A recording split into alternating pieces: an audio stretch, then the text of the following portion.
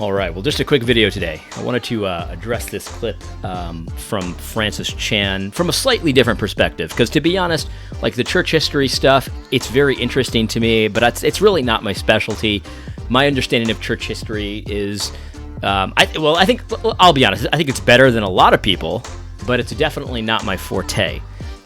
So I'll let people that are much more skilled enough in church history address that part of this.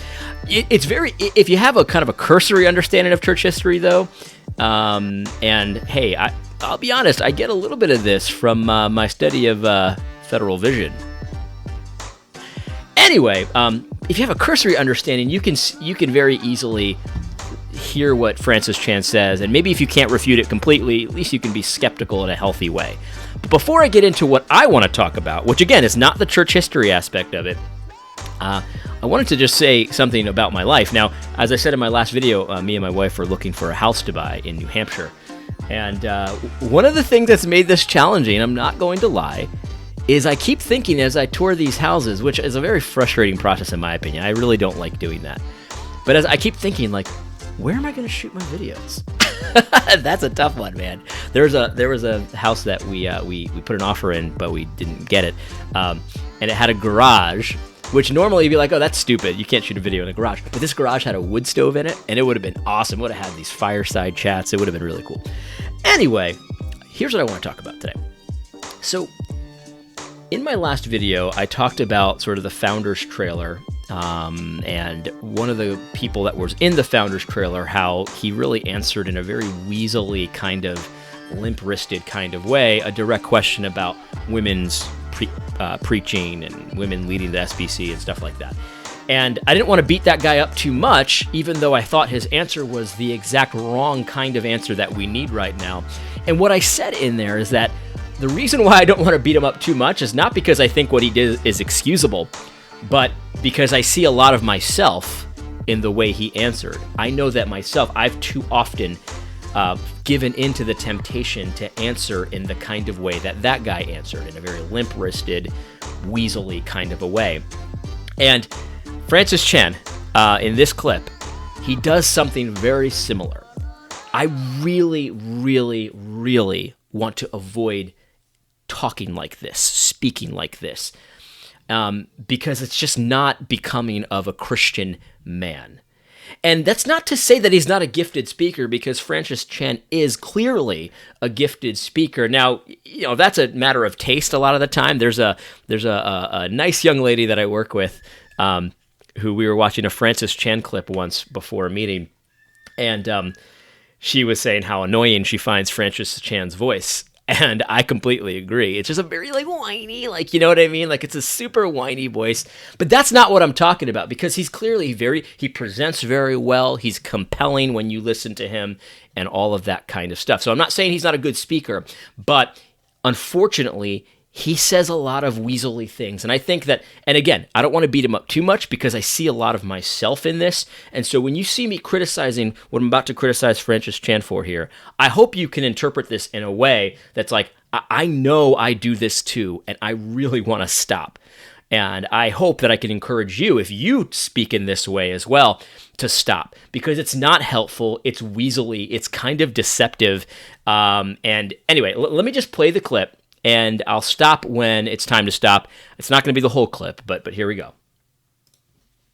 Taking of the body and blood of Christ somehow in some real way. So he's talking about the body and the blood of Christ.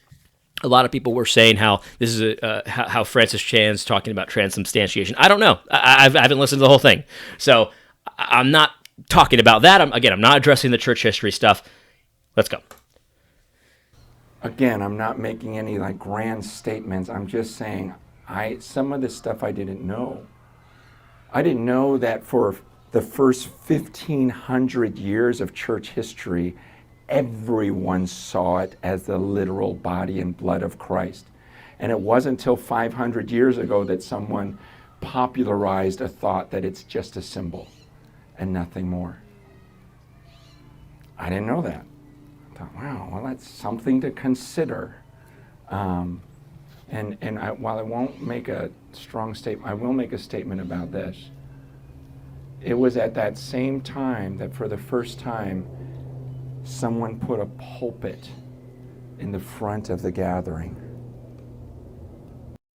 All right, let's stop right there. Here's what I want to talk about today.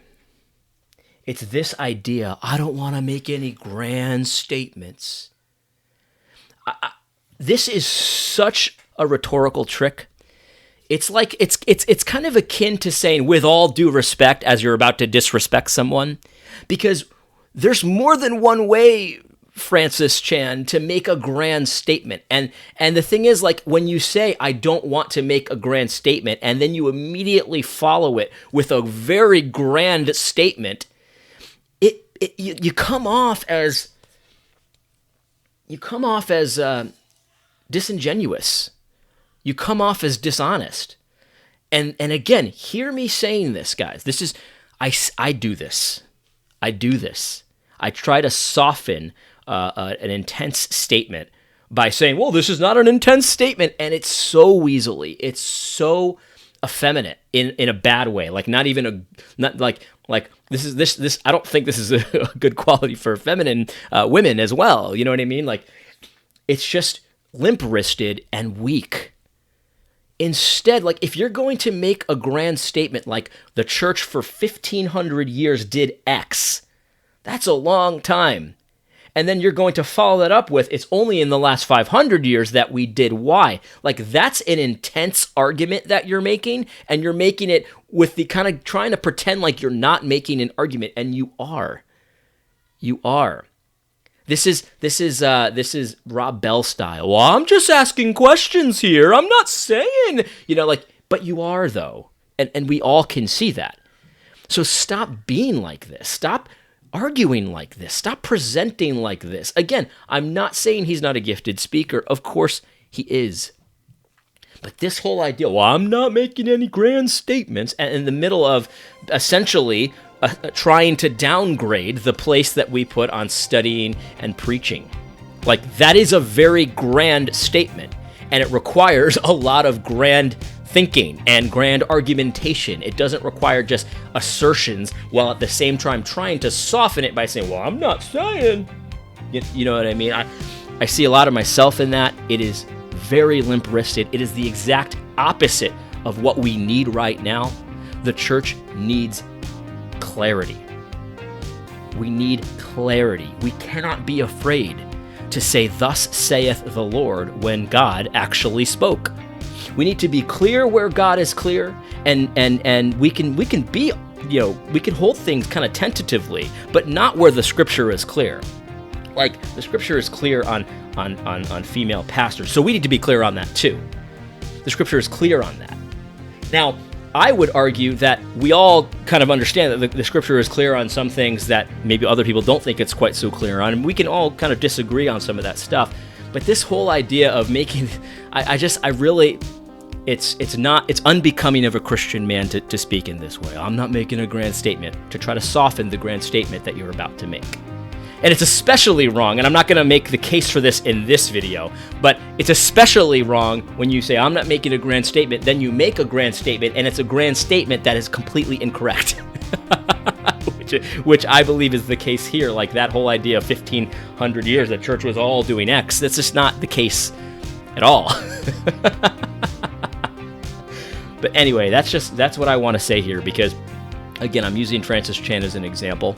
But I do this myself. I've seen others do this, and in this time of confusion, this time in our culture, we need super clarity, not this weaselly kind of, nonsensical way to argue without offending. I just really don't like that. That's not what we need. And anyway, I hope this is helpful. God bless.